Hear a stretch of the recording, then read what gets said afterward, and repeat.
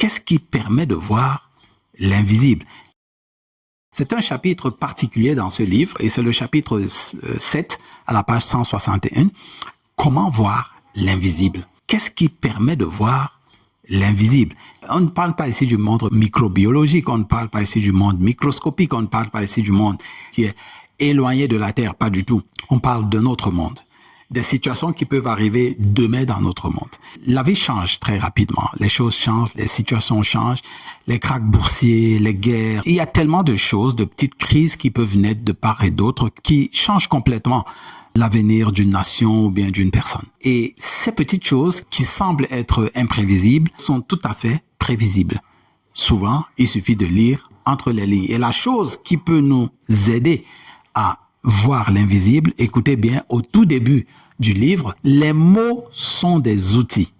Les outils les plus puissants que l'homme ait créés. Je suis devenu très prudent avec les mots, au point où il a décidé de demeurer silencieux jusqu'à ce qu'il soit certain du sens de chaque mot qu'il prononçait. Son silence a duré plus de 2 ans. Qu'est-ce qui nous permet de voir l'invisible? Les mots peuvent nous permettre de mettre des doigts sur des choses que nous ne savions pas. Par exemple, la différence entre la dette et le crédit est très très fondamentale, même si elle est toute petite, mais elle est fondamentale. Parce que dans ces deux mots, dans cette définition, dans le sens de ces mots, il se cache quelque chose d'invisible.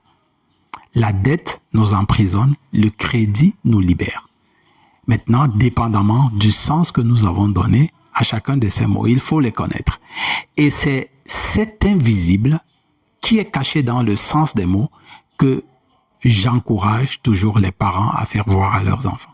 Le sens d'un mot est très très profond et il définit l'invisible qui se cache derrière ce mot.